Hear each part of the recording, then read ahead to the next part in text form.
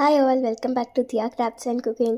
இன்றைக்கி நம்ம pizza sauce தான் பண்ண போகிறோம். ஸோ இன்க்ரீடியன்ட்ஸ் பார்த்திங்கன்னா tomato, chilli, onion, garlic, salt, chilli powder, sugar. So வாங்க எப்படி செய்யணும்னு பார்க்கலாம். இதுதான் தேவையான இன்க்ரீடியன்ட்ஸ். ஸோ இப்போ ரெசிபி பண்ணலாம். ஒரு சட்டியில் தண்ணி வச்சுட்டு அடுப்பு பற்றிக்கோங்க. இதுக்குள்ளே நம்ம டொமேட்டோ வந்து நான் இந்த மாதிரி கிராஸ் கட் பண்ணி வச்சுருக்கேன், அது சேர்த்துக்கலாம். அப்புறம் ஆனியன், அதுக்கப்புறம் ஒரு சில்லியில் வந்து சீட்ஸ் இல்லாமல் சேர்த்துக்கோங்க. அப்போ தான் வந்து ரொம்ப ஸ்பைஸியாக இல்லாமல் இருக்கும்.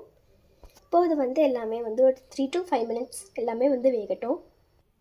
தக்காளி நல்லா வெந்ததுக்கப்புறம் ஸ்டவ் ஆஃப் பண்ணிடுங்க. தக்காளி நல்லா ஆறினதுக்கப்புறம் தக்காளியோட தோலை உரிச்சிருங்க.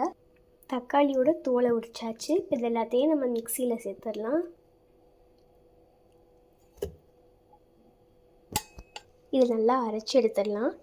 நீங்கள் கொஞ்சம் தண்ணியும் சேர்த்து அரைச்சிக்கோங்க. அரைச்சாச்சு. நம்ம சாஸ் செய்ய ஆரம்பிச்சிடலாம். அதுக்கு ஒரு பாத்திரத்தில் ஆயில் விற்றுக்கோங்க.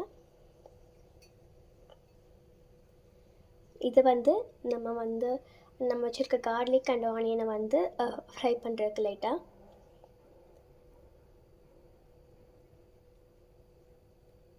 ஆயில் சேர்த்துச்சு. இப்போ ஆயில் வந்து கொஞ்சம் ஹீட் ஆகட்டும். ஆயில் சூடானதும் கார்லிக் போட்டுக்கோங்க. நல்லா வதக்கிக்கோங்க கார்லிக் கொஞ்சம் வெந்ததும் நம்ம ஆனியன் சேர்த்துடலாம். இப்போ பார்த்திங்கன்னா கார்லிக் கொஞ்சம் இந்த ப்ரௌனிஷ் ஷேடில் வந்துருக்கு. இப்போ நம்ம ஆனியனையும் சேர்த்துடலாம்.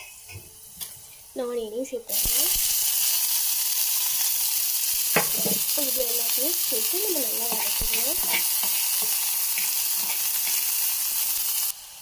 இப்போ ஆனியன் நல்லா வெந்துச்சு. இப்போ வந்து நம்ம செஞ்சு வச்சுருந்த டொமேட்டோ அண்ட் ஆனியன் பண்ணி வச்சுருந்த ஜூஸும் சேர்த்துக்கலாம்.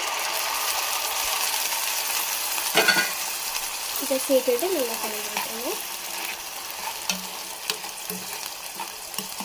இது வந்து ஃபஸ்ட்டு 2 minutesக்கு நல்லா வேகட்டும். அதுக்கப்புறம் நம்ம சால்ட் அண்ட் ஸ்பைசஸ் எல்லாம் நம்ம சேர்த்துடலாம். இப்போது 2 minutes ஆகிடுச்சு. பார்த்திங்கன்னா சாஸ் கொஞ்சம் கெட்டியாக இருக்குது. இப்போ நம்ம எல்லாத்தையும் ஆட் பண்ணிடலாம். இப்போ வந்து இந்த இது எல்லாத்தையும் போட்டுடலாம். சுகர், மிளகாய் பொடி, அப்புறம் சால்ட் இது எல்லாத்தையும் சேர்த்துடலாம். இப்போ எல்லாம் சேர்த்தாச்சு. நல்லா மிக்ஸ் பண்ணிக்கோங்க. எல்லா சைடும் ஸ்ப்ரெட் ஆகுற மாதிரி பார்த்து நல்லா மிக்ஸ் பண்ணிக்கோங்க. இதை வந்து இன்னும் ஒரு 2 minutes இல்லை 2 to 3 minutes போல் நீங்கள் வச்சுருக்கீங்க. சாஸ் இன்னும் வந்து கெட்டியாகிடும். இப்போ வந்து உங்களுக்கு பீஸா சாஸ் கன்சிஸ்டன்சி கரெக்டாக இருக்கும். இப்போ இவ்வளோ தான் வந்து நம்ம எல்லாம் செய்யணும். இப்போ வந்து இது இன்னும் ஒரு 2 minutes போல் இருக்கட்டும்.